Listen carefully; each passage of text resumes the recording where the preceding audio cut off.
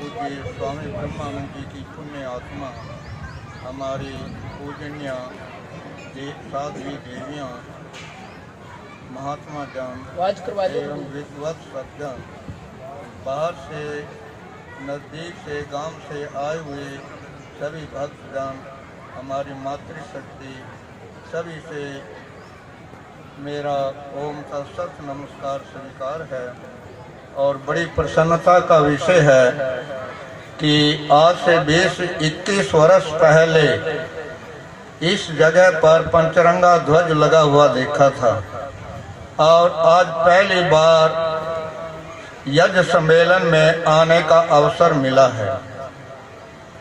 जिन लोगों ने आज से 21 वर्ष पहले ये पंचरंगा ध्वज लगा हुआ देखा और आज जो देख रहे हैं इसमें कितना अंतर आया, कितना विकास हुआ, तो ये स्वामी ब्रह्मानंद जी की अपार असीम कृपा और हमारे ब्रह्म ऋषि स्वामी योगेश्वरानंद जी के अपार असीम कृपा और हमारे नवयुग संत स्वामी जगदेवानंद जी का अथक परिश्रम साबित करता है कि इतना बड़ा विकास शायद ही किसी आश्रम में हुआ हो। ये बड़ी प्रसन्नता की बात है। और विचार करें तो केवल यही नहीं, करनाल में भी हमारे स्वामी जगदेवानंद जी ने एक विशाल आश्रम कायम कर दिया है, जबकि जिला करनाल के अंदर ये बात कवि ने लिखी थी, गूंज उठा नभ मंडल सारा, सूरज चांद और तारे, गूंजा करनाल शहर सारा, श्री ब्रह्मानंद पधारे। इस वाक्य को लेकर के मैंने जगत गुरु ब्रह्मानंद महिमा की जोरदार गूंज की एक छोटी सी पुस्तिका लिखी।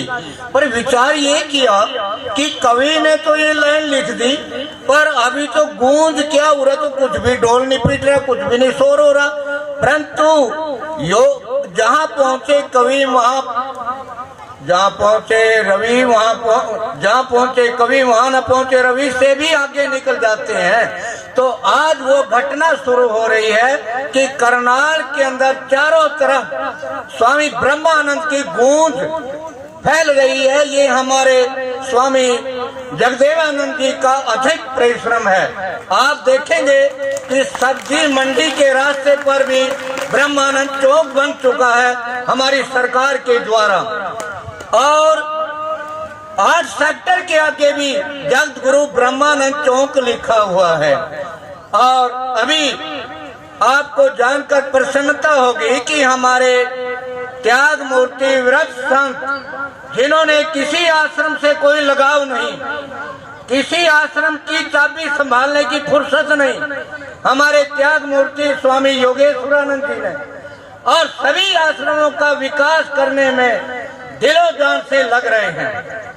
ये देखिए, पूज्य स्वामी ब्रह्मानंद जी महाराज जी ने, यदि स्वामी जी का कोई शब्द है, कोई संकल्प है, तो उसको कोई मेट नहीं सकता। पूज्य स्वामी ब्रह्मानंद जी ने अंतिम समय में ये बात कही थी, ऋषि जी इन पंचरंगे झंडे वाले आश्रमों का ध्यान रखना, देख रेख रखना, सुरक्षा करना। ऋषि जी बोले मेरी कौन मानेगा? बोले नहीं नहीं, आपकी मानेंगे और आपको ध्यान रखना। देखिए, जैसे कहते हैं ना, कोई महात्मा जाता है तो अपना उत्तराधिकारी छोड़ के जाता है, वसीयतनामा लिख जाता है कि मेरे शरीर छोड़ने के बाद मेरी संपत्ति का उत्तराधिकारी कौन होगा। तो एक रूप से यदि हम ये बात कहें कि पूज्य स्वामी ब्रह्मानंद जी ने एक रूप से उत्तराधिकारी हमारे पूजनीय महात्मा ब्रह्म ऋषि स्वामी योगेश्वरानंद जी को कर गए हैं। इतनी बड़ी बात है।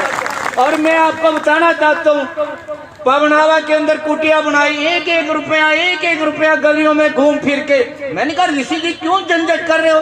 और आज वो पवनावा देखो कितना बड़ा विशाल आश्रम बन चुका है। इनके कर्ण कमलों से आश्रम का निर्माण करने पर आप मथाना के अंदर मैंने देखा ऋषि जी, आप एक जगह टिक दो ना, मथाना के अंदर कमरा बनाया बड़ी मेहनत के साथ। आज वहां पर देखो कितना बड़ा विशाल कार्य हो रहा है। सीतपुर के अंदर कहां तक गिनाऊं। देखिए स्वामी जी का बड़ा उद्देश्य क्या था कि वैसे तो काफी नारी शिक्षा था, गौशाला की रक्षा था, पर्यावरण की शुद्धि थी। पर्यावरण के लिए स्वामी जी ने यज्ञ हवन किया, बहुत जगह जगह पर यज्ञ किए। 195 यज्ञों की हमने सूची बनाई। वैसे तो बहुत है, परंतु 195 क्योंकि हमारे योग दर्शन में पतंजलि जी ने 4 पाद के अंदर समाधि पाद, साधन पाद, कैवल्य पाद, विभूति पाद के अंदर 195 सूत्र करे। तो मैंने कहा कि ये भी एक सेट बैठेगी कि उस योगी पुरुष ने एक सूत्र बोला और एक जगह यज्ञ रख दिया। जैसे अथा योगानुशासनम योगस्थित वृत्ति निरोधा तदा दृष्टु स्वरूपे अवस्थानम वृत्ति स्वरूपे मित्रत्र वृत्तिया पंचया क्लिष्टा क्लिष्ट। ऐसे तो उस उद्देश्य को यदि किसी ने पूरा किया है, स्वामी जी के यज्ञ हवन को किसी ने जगह जगह पर किया है, तो हम निसंकोच नाम ले सकते हैं हमारे महर्षि का, ये ब्रह्म ऋषि का ये स्वामी योगेश्वरानंद जी महाराज जी ने किया है। आप देखोगे कि कोरोना के अंदर जबकि उस एरिया में कोई भी नहीं जा रहा था, स्वामी जी ने जाकर झंडा गाड़ दिया, 4-5 बार वहां पर यज्ञ किया। आज आप देखोगे तो कितना बड़ा विशाल आश्रम 2 एकड़ भूमि में वहां बना हुआ है। और उसका क्या प्रभाव पड़ा? उसका प्रभाव ये पड़ा, लोग बोले रहे कुराना के अंदर स्वामी जी का आश्रम हो गया, लुहारे के अंदर हो गया। एक एक गांव जुड़ता जा रहा है, एक एक गांव जुड़ता जा रहा। अहर के अंदर 4 एकड़ जमीन के अंदर आश्रम बना रहे हैं और मेरे गांव में जो मैं नहीं गिना सकता। मतलब ये देन किसकी है? ये स्वामी जी के शब्द को किसने ग्रहण किया?